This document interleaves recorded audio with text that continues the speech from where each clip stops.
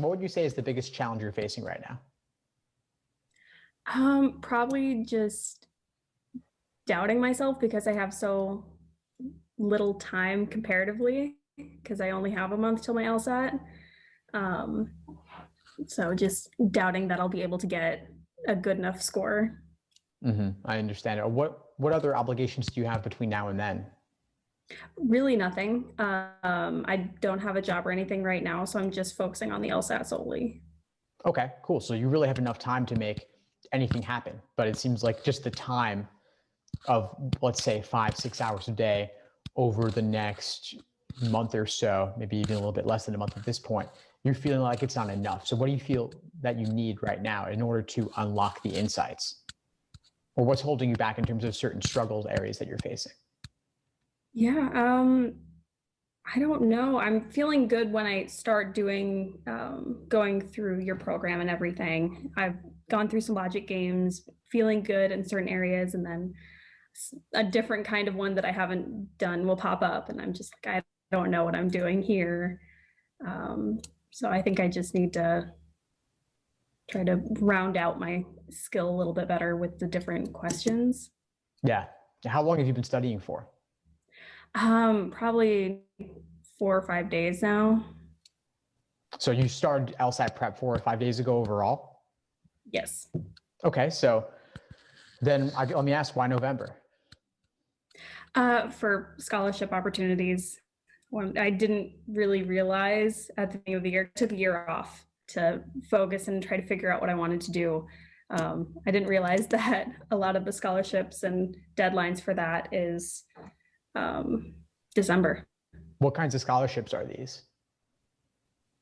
I'm applying for 2 colleges around me, and that's just when they said is the best time to get in your application. First come, first serve scholarships. So Yeah, I hear that. Yeah. Right. Okay. So here's the thing, though. I mean, you've got on the one hand getting the highest LSAT score possible, which then maximizes your odds of getting those scholarships. On the other hand, you have applying earlier, which also helps to maximize your scholarships. But it's a tough dilemma here because on the one hand, the earlier you apply, you win on the timing, but you might not get the LSAT score you need. If you apply later, you'll get a higher score, but you'll be a little bit later for the scholarships. So these two things are kind of at odds with each other. That's the issue I'm seeing here. And so the question is, could you still take in January, get a higher score, and still have the chance of getting some scholarship money?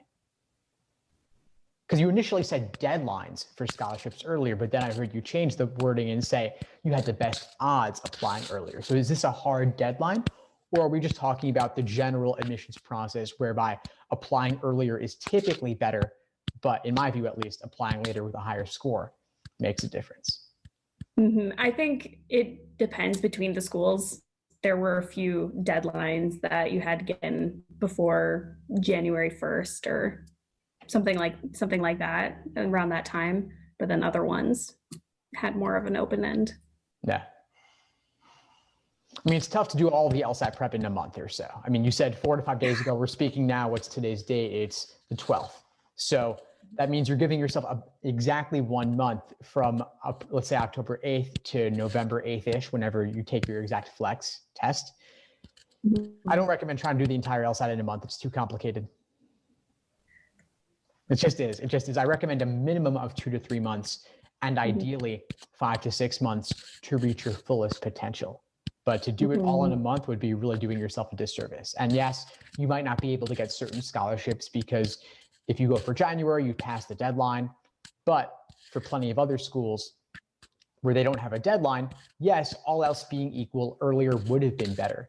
But applying later with a higher score can make a huge difference. Even if I had more of an average LSAT score, nothing great, but nothing too bad, and an average GPA, would my personal statement help me kind of stand out, maybe push me a little bit farther, or is that LSAT score really just the main focus? Well, generally speaking, it's LSAT score, GPA, and then everything else. So the soft factors like the personal statement, they're not going to be as impactful, but they could certainly still help. Okay. So you want to do everything you can to get the best personal statement possible. But LSAT's going to make the biggest difference.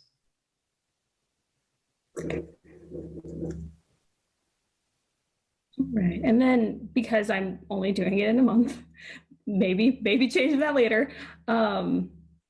Even as I'm going through your schedule and I want to work a little bit more through that, would it be better to even focus on one thing after I finish, the schedule for the day? Should I go back and maybe focus on one area? Should I do more work in each individual area?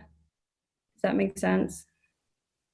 Good question. I mean, you've got 5 to 6 hours a day since you're able to study full time. So I'd recommend a couple hours in the morning, a couple hours in the afternoon. Have that be it. You don't want to burn out. You don't want to try and cram this. So as for what you do, it's all good. I mean, you want to do a mix of sections to change it up a little bit. Let's say you get fatigued or frustrated with logic games, switch to logical reasoning and cycle around. Ultimately, it doesn't matter that much what the exact ratios are on a given day. You just wouldn't want to spend an entire 2 weeks out of these 4 doing one section and then get rusty on the others or not devote enough time to others. Okay. Don't cram. Yeah, don't cram. Okay. And then I don't know a lot about the LSAT Flex. Is that just at your home? Yeah, so it's at home on a computer. They watch you with a webcam and a microphone for security purposes. And so you just want to make sure you have a good internet connection, that your background doesn't have any LSAT books laying open. I've got plenty of material on the LSAT Flex inside the course and plenty on the YouTube channel as well. Okay. Yeah, I've been trying to go through all of your things and just try to figure out what I can ask questions on. I'm like, no, he has 4 videos on that. You don't need to, don't need to ask about it. Okay. And then I think really my only other question is, after the LSAT, after I take that, is there anything you recommend doing before going to school to help prepare? Because I have so much time before I would go. I have January to August. Oh, before you go to law school? Mm-hmm. There's some great books out there. There's the book Getting to Maybe, which is highly well reviewed. So look that up. There's a ton of law school prep resources out there. There are some classes, there are some courses, but also even just the prep books could probably be enough. Oh, okay. Alrighty. I think that's about it. Cool. Well, I'm really glad we connected, Kate. Before we sign off, what would you say is the biggest insight you got from our call today? I feel more confident about what I'm doing, and I'm on the right track to doing well in the LSAT. Fantastic. Well, keep at it and let me know if you need anything moving forward. I'm happy to help. All right. Thank you. Thanks for tuning into the show. Please subscribe if you haven't done so already to be notified of new episodes as I release them. And feel free to reach out if you need anything at all as you move forward with your prep. I'm happy to help however I can. In the meantime, I'll wish you all the best and take care.